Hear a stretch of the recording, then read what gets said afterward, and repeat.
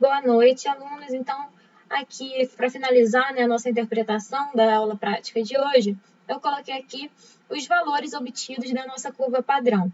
Tá? Então, a nossa curva padrão foi realizada dentro do limite de detecção do DNS, tá? Que é entre 2 milimolar de açúcar e 10 milimolar.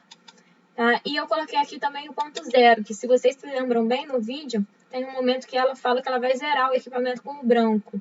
Então, o branco nada mais é do que uma solução de DNS contendo água no local do açúcar. E aí ela pega essa solução e zera o equipamento. Então, quando o equipamento vai ler, né, a absorvância dessa solução, ele entende que é como se fosse um zero. Tá? Então, ela zerou, e aqui, por isso que eu coloquei aqui, concentração zero de açúcar, absorvância igual a zero, porque foi onde foi zerado, né, o espectrofotômetro.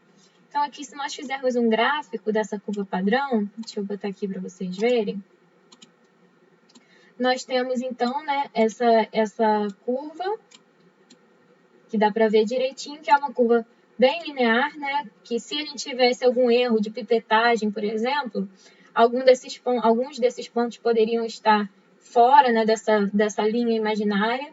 Então, aqui nós temos uma curva padrão bem feita, né, bem linear. Então, aqui nós temos, observem que nós temos, quanto maior a nossa concentração, maior é a nossa absorvância, né, que é justamente a ideia, né, de uma curva padrão. Então, aqui, o próximo passo seria a gente calcular, então, o K, né, o coeficiente angular dessa reta, que é o ângulo aqui, né, entre essa reta imaginária, essa linha, e o eixo X. Tá? Então, esse coeficiente se calcula somando todas as absorvâncias da curva padrão, né, e dividindo pela soma das concentrações na curva padrão. Então, aqui eu vou fazer as somas das concentrações. Vou botar aqui para a gente não se confundir, que aqui é a soma. E aqui é a soma da absorvância. Então, o valor de K seria a soma das absorvâncias dividido pela soma das concentrações. Tá? Então, esse valor aqui é em milimolar menos 1. Deixa eu ver se eu posso. Tá bom. Então, esse é o nosso valor de K. Tá? Qual que é a importância de se fazer uma curva padrão e de se calcular o valor de K?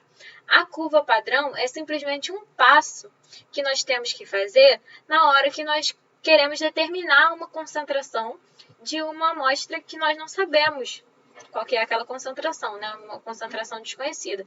Então, se eu tenho uma curva padrão bem feita, como essa aqui, né, e um valor de K, agora eu posso calcular a concentração de uma amostra, né, de glicose, por exemplo, que é feita no vídeo, tratada com DNS, aquecida, né, em solução alcalina. Eu consigo determinar a concentração de glicose ali naquela solução e posso fazer com qualquer concentração que eu queira, né? Lembrando que existe um limite de detecção do método de DNS. Então, o nosso limite aqui seria o 10 milimolar, tá? Então, isso significa que qualquer solução que a gente coloque no espectrofotômetro para a gente medir a absorvância dela, e quando eu falo de qualquer solução, estou falando qualquer solução de açúcar pelo método de DNS, essa solução tem obrigatoriamente que ter uma absorvância menor do que o nosso ponto máximo, que é 10.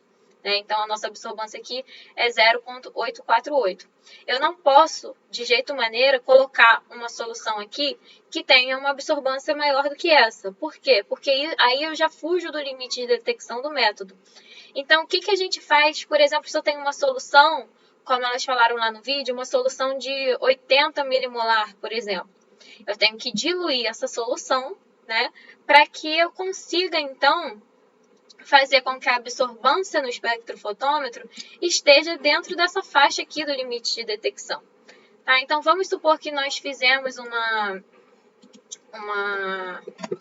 ensaio, tá, com uma solução, uma amostra X, que é uma solução de glicose, assim como o que nós utilizamos para fazer a nossa curva padrão, e a absorvância dessa amostra foi igual a 0,65 de absorvância, tá?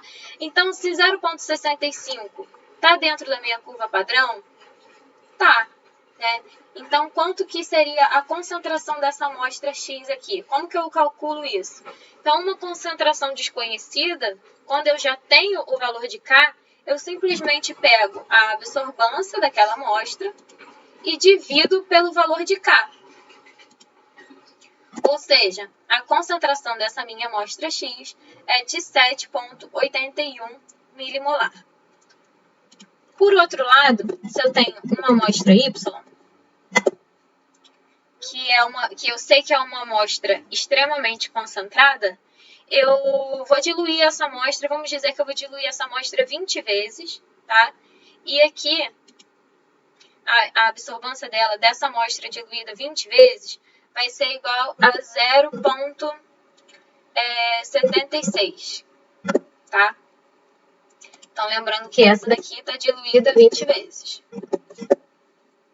Quanto que é a concentração dessa amostra que foi para o espectrofotômetro?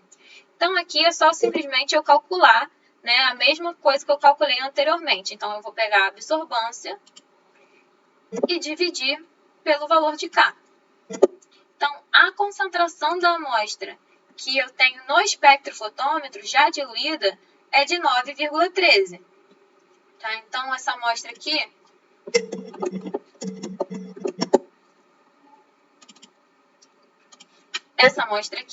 eu tenho essa concentração de 9,13. Mas lembrando que eu diluí essa amostra 20 vezes.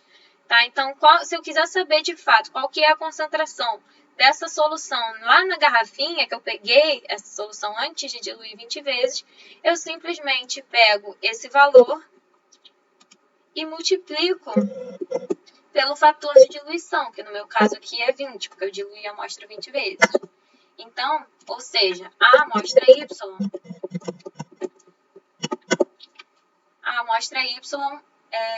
originalmente, né, antes de eu fazer a diluição, tem a concentração de 182,7 milimolar. Então, é assim que a gente calcula uma concentração de qualquer,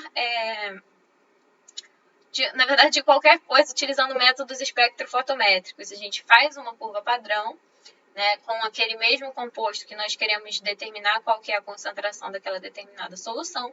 E, posteriormente, nós vamos calcular o valor de K, né, e dividir a absorvância por esse valor de K, para que nós obtenhamos, então, a concentração real, né, daquela amostra que nós estamos tentando determinar.